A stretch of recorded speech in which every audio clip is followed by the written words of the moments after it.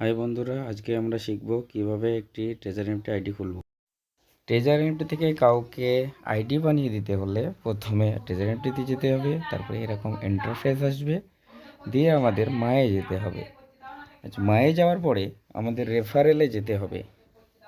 রেফারেলে যাওয়ার পরে আমাদের একটি লিঙ্ক আসবে, সেই লিঙ্কটাকে কপি করতে হবে।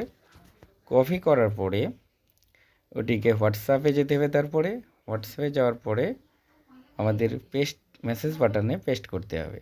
পেস্ট করার পরে একটি সেখানে রেফারেল লিঙ্ক যাবে, ওটাকে সেন্ড করতে হবে। সেন্ড করার পরে ওই ব্যক্তির মোবাইল থেকে লিঙ্কটাকে ওপেন করতে হবে যাকে পাঠাবে। তারপরে সেটাকে ফিল আপ করে গেট বাটনে ক্লিক করতে হবে। ক্লিক করার পরে জিমেলে যেতে হবে। জিমেলে যাওয়ার পরে আমাদের যে ওটিপিটা আসবে সেটি ওপেন করতে হবে। ওপেন করে ওটিপিটা কপি করতে হবে। কপি করার পরে সেটিকে ওই ফর্মে ফিল আপ করতে হবে। পেস্ট করার পরে তারপরে আমাদের সাইন আপ বাটনে ক্লিক করতে হবে। আমাদের আইডি ক্রিয়েট হয়ে গেল। তারপরে অ্যাসেটে যেতে হবে। অ্যাসেটে যাওয়ার পরে আমাদের যে ডিপোজিট অ্যাড্রেসটা সেটা কপি করতে হবে। কপি করার পরে হোয়াটসঅ্যাপ বাটনে যেতে হবে। হোয়াটসঅ্যাপে যাওয়ার পরে আমাদের সেই ব্যক্তি অ্যাড্রেসটাকে পেস্ট করতে হবে, দিয়ে সেন্ড করতে হবে।